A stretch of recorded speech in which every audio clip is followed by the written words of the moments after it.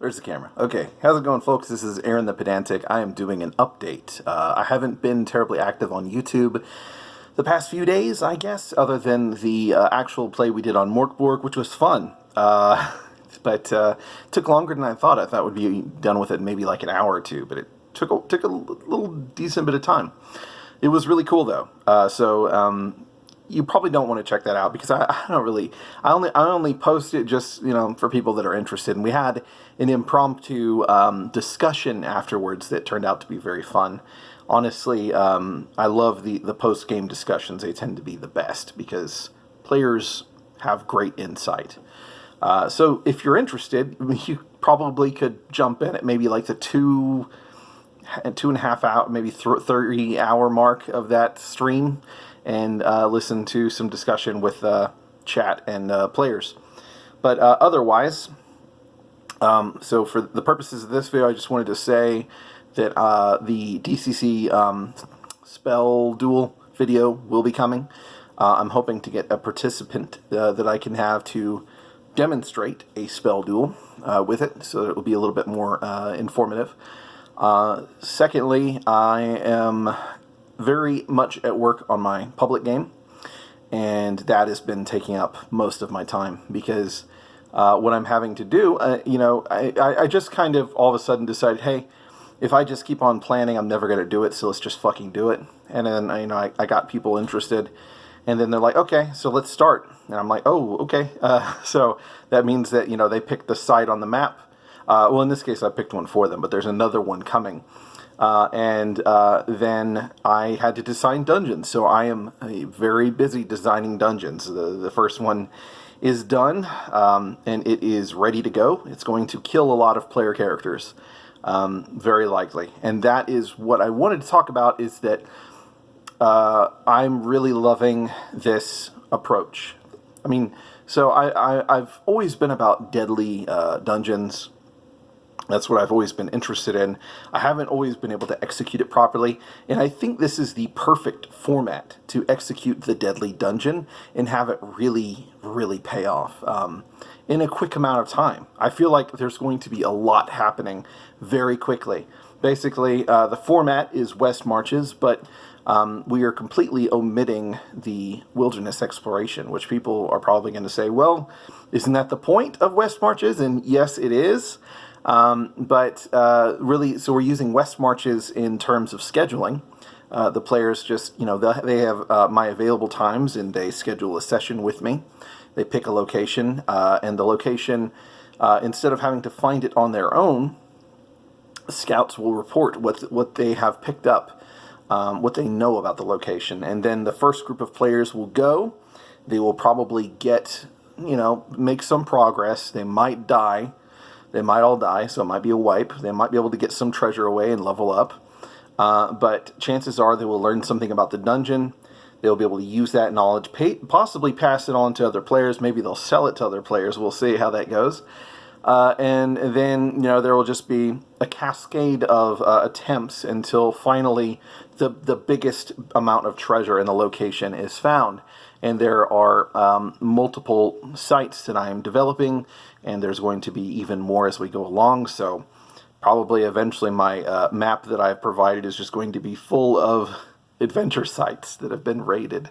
And my graveyard channel in my Discord is going to be full of dead PCs. So it's really cool. I'm really liking designing it.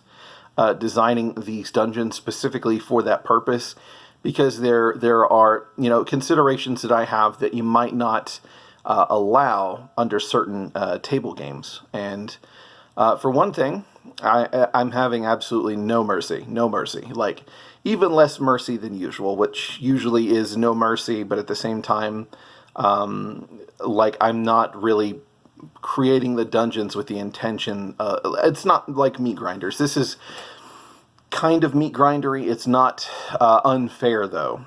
Basically, there are telegraphs for a lot of things, and if you read the telegraphs, then you're going to get far.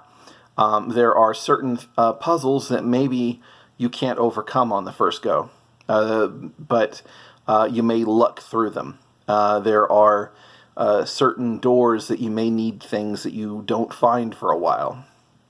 There's some hidden places that are hinted toward that people don't really understand until they've tried a few times. But one of the things that I'm really loving about it, and this is as somebody who has been an MMO player for a long time, is the idea that if you find the big treasure thing, like the big magic item, that's in the location, you're the only person who has that. Maybe out of a group of, in this case, maybe 30 players or so.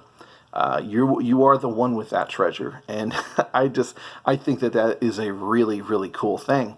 Especially just being able to proclaim that I was in the group that did this, kind of thing, which is not something you can usually do in a normal table game. You can roughly do that with games that use modules as written, Adventurers League type things. I don't do Adventurers League, so it wouldn't be that kind of thing. But it's just kind of cool that once you get that, you are the one who has that, and other than that, it's gone. Nobody else can really get it. I think that's such a cool thing, because ultimately there are a lot of really cool items that you would get in an MMO that you get it, but it's like you look over and almost everybody else has it. If they've gone to a certain part of the game, almost everybody else has it. It's like, am I really? I'm not unique in any particular way, but these characters, they have the chance to do profound things, really cool feats, and it feels very interesting in that you can have this kind of competition among the players to be the person who gets the thing, which kind of raises the question: if the players fight over the thing, how am I going to handle that? I've never had to deal with that before as a DM. Typically, the thing kind of resolves itself or whatever, but I'm kind of concerned that there may be a bit more of a fight over things with this, so I'm not really sure exactly what I'm going to do. It may be just first one who grabs, or maybe that I just let them all kill each other over it if they want, but I kind of doubt that. Because then if they're on their way out, and then they get killed, then I can just laugh at them and say, well, now this prized object is just sitting on the floor in the dungeon, and then the next group is going to be like, oh, we want to go there next. So it's interesting creating for this kind of play. It's very cool, and I really hope that I get more people involved. So far, I've got quite a few people who have joined the Discord and rolled up characters. I'm very excited about this. I think it's going to be a lot of fun, and I'm doing a lot of front end work right now, but I think it's going to pay off because, if once I've made maybe 3 or 4 of these monster ass dungeons, then it's probably going to take y'all a long time to get through all of them. So yeah, I'm pretty pumped. And aside from that, so I just finished one dungeon. I'm making another one, and these are pretty intricate, I would say, relatively. It's not like my 60-page module, but it's still pretty kind of in depth. And then so then I have another one I'm working on, because we have the game on tomorrow night at 6:30 Central. I think we have 5 or maybe 6 players for that. And then for Wednesday, I think we have 2 players signed up for Wednesday at 2 in the afternoon. So if you're interested, go for it. And yeah, I think that's really it. I just kind of wanted to talk about how cool this approach is, and I'm really excited about it. Hopefully it turns out as good in my in practice as it is in my head, but we'll see.